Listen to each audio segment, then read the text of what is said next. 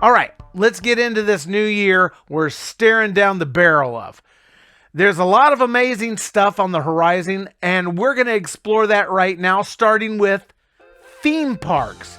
And I'm going to start with the big thing everyone's talking about because it really is the attraction that's sucking up all the oxygen in the room as far as theme park chit-chat goes, and that is Universal Studios Orlando, Florida Epic Universe. Now, this is a brand new theme park located adjacent to Universal Studios and Universal Islands of Adventure, and it's going to include 5 different specially themed areas: Celestial Park, Dark Universe, How to Train Your Dragon, Isle of Berk, Super Nintendo World, and the Wizarding World of Harry Potter Ministry of Magic.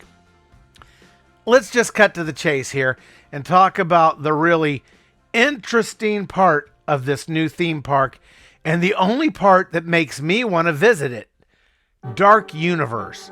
Now, this is a special land within Epic Universe that's dedicated exclusively to the classic Universal monsters Frankenstein, Dracula, and the Wolfman. Sorry, not much love for Mummy or Creature of the Black Lagoon, but hopefully at some point they're going to recreate the movie theater attack from the Blob. Now, that would be cool.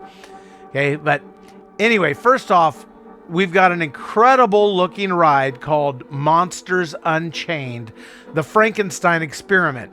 And this one takes place inside Frankenstein's castle. Dr. Victoria Frankenstein continues the work of her ancestors deep below the family estate.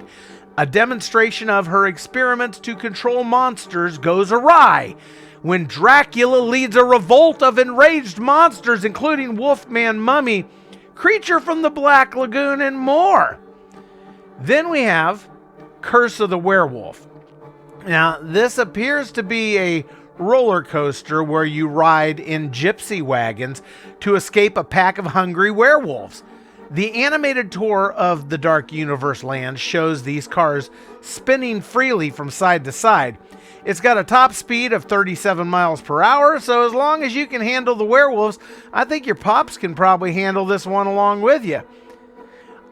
There's also the Burning Blade Tavern. Now, upon first viewing from the outside looking in, this appears to be fashioned after the climactic final scene from Frankenstein, where he supposedly meets his end in a burning windmill tower. It is indeed an eatery where you get burgers, dogs, and bratwurst and wings and pretzels, but just the fact that they have the burning windmill from Frankenstein actually on fire is blowing my Franken mind.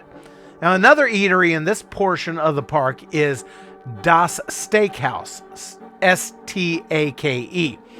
This is apparently the more upscale dining option in the area, and it's vampire themed, and it's filled with vampire artwork and artifacts and looks like a dungeon. And there's also Darkmoor monster makeup experience. Now, this looks like a laboratory where you, the visitor, can yourself become one of Dr. Pretorius's mad experiments and be transformed into a werewolf, vampire, mummy, or Liz Cheney.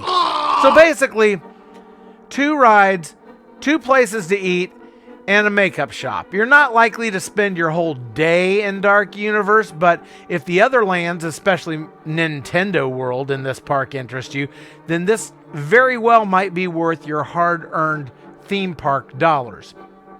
Now, regardless, you got to visit the Universal Orlando website and see the animated tour renderings for yourself. It's really cool, trust me on that. All right. Let's go to Sandusky, Ohio, and Cedar Point. Now, if you know anything about Cedar Point in Sandusky, Ohio, then you know this is the mecca for all things roller coaster. Now, I don't usually talk about coasters on this show, but they've got a new one coming out for 2025 called SIRENS CURSE, based on the mythological Lake Erie lore of the Sirens of the Lake, who lured sailors to their doom with their sweet, seductive songs. Okay. A sea monster themed roller coaster, what's the big deal about that? Well, this particular coaster is what's known as a tilt coaster, meaning that the cars come to a ledge where the track ends, and then the entire track the riders are on tilts forward until they're looking 160 feet straight down. The track then connects to another section of track below, which is also straight down, and plunges you in a free fall at pretty much the highest rate of speed possible. Maybe some of you enthusiasts have seen tilt coasters before, but I've never seen anything like this, and it looks freaking sick. Okay, 2025 also marks the 40th anniversary of Dollywood in Pigeon Forge, Tennessee.